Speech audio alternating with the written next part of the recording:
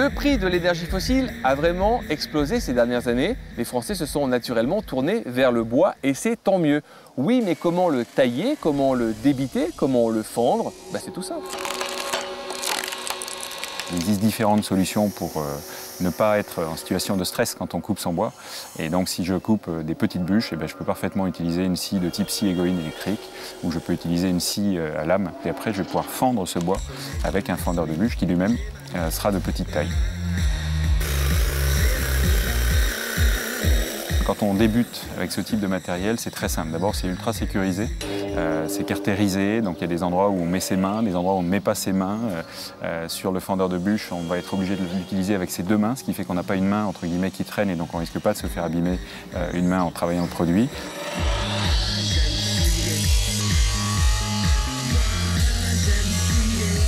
Fendre le bois, ça peut être très pratique parce que ça va vous permettre d'allumer plus facilement, plus rapidement un feu, alors surtout sur des foyers ouverts. Il existe des solutions, ce qu'on appelle des fendeurs de bûches, qui permettent de fendre le bois en 2 ou en 4 parties sans effort. Donc vous appuyez sur un bouton et puis finalement c'est la machine qui fait le travail à votre place.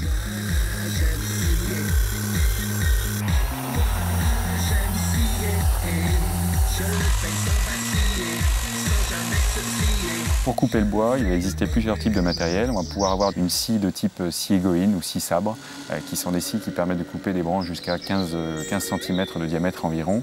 L'avantage de ce type de matériel, c'est que c'est très bien quand on a un peu peur, quand on est un peu impressionné par une tronçonneuse traditionnelle à chaîne. Après, on peut avoir besoin d'une tronçonneuse un peu plus importante pour couper des branches de taille plus importante et pouvoir l'emporter un peu n'importe où. Donc là, on a besoin de mobilité. Une tronçonneuse classique fonctionnera très bien, en électrique notamment.